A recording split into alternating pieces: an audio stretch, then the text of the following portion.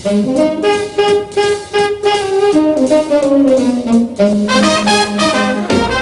story of Alcatraz begins in 1933 when the Justice Department completed arrangements to take over the military prison on Alcatraz Island.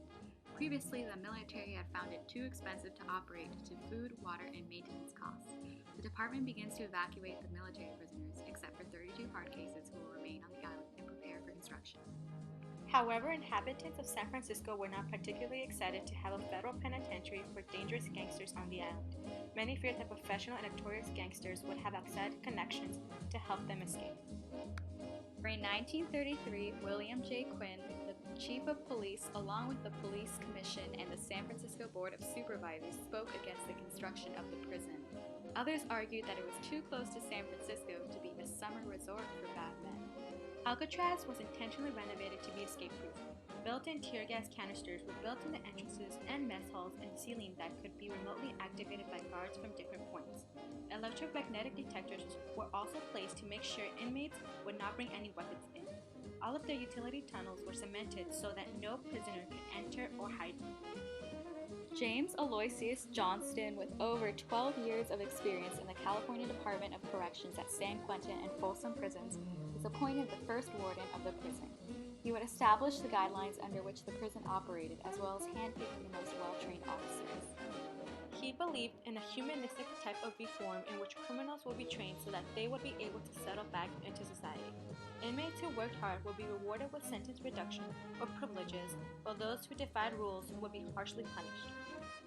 Johnston wrote, "There must be consistent effort to discover, sort out, and train persons who are susceptible of reformation for normal social life." He was most well known for his silence policy. Inmates were to remain completely silent except during meals and their 3-minute breaks, or their privileges would be revoked. Each and every window in the prison building was also equipped with a tool-proof steel window guard, and 2 gun galleries were placed in the cell block. They allowed guards to safely carry guns behind the security of iron bars and see all inmate activity. During the early 30s, the gangster era was in full swing. The Great Depression and Prohibition led to an era of organized crime. This bred the most influential and dangerous criminals like Al Capone, leading to the need of maximum security prison like Alcatraz, especially since law enforcement cowered before gangsters and were often bought off by the mob.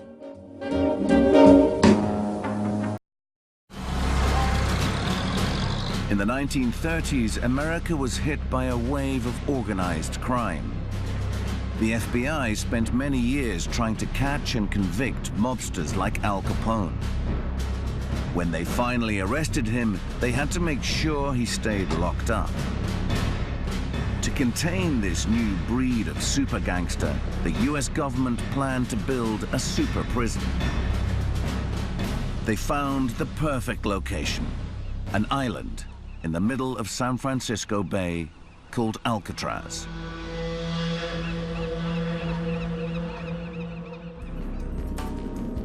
On the island was an old military fort sitting in a deep pit cut into the rock.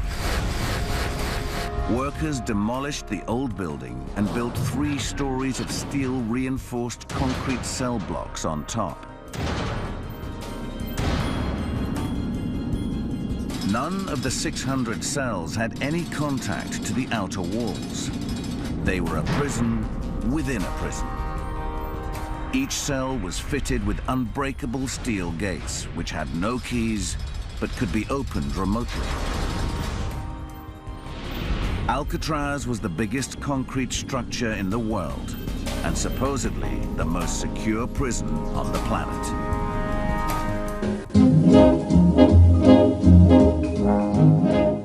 Next month, 69 more prisoners arrived from the McNeil Island and Atlanta penitentiaries, the most famous of which was Al Capone. Born in 1899 in Brooklyn, New York, Al Capone went on to become the most infamous gangsters in American history. During the height of Prohibition, Capone's multi-million-dollar Chicago operation in bootlegging, prostitution, and gambling dominated the organized crime scene.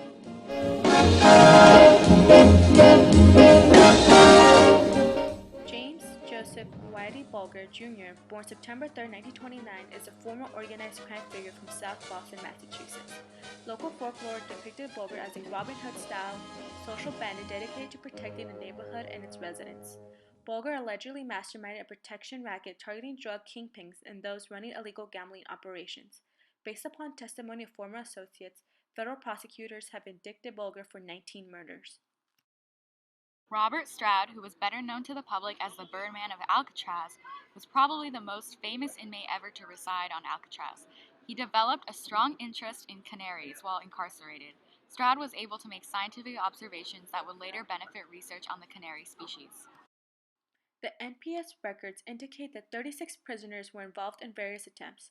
2 inmates actually successfully made it off the island but were quickly captured. 7 inmates were shot and killed trying to escape. 2 drowned and 5 inmates have been accounted for, presumed drowned. Clarence and John and Frank, Oh, sure. We lived in the same cell block on the same level, on the same tier. In fact, they ate at the table right next door to us. Oh, wow. The 3 men dug through their cell walls and crawled into a shaft leading from the vent. They worked under the cover of darkness, constructing a makeshift raft out of raincoats. Then on June 11th, they escaped from their cells and set off into the water. Did they make it to land? Early 20th century, inmate labor fueled the construction of a new cell house on Alcatraz, along with a hospital mess hall and other prison buildings. 3 times a day, the inmates gathered for meals, sitting at tables with forks and spoons, even steak knives when the menu called for them. Primarily because of rising costs and deteriorating facilities, operationally, Alcatraz was the most expensive prison of any state or federal institution. After 2 decades of intense scrutiny relating to operating costs and confinement practices, on Thursday, March 21, 1963, the end of an era arrived with the official closure of Alcatraz. Physical structures on Alcatraz were indicating the wear and tear that would cost the government millions of dollars to keep the prison running to a standard.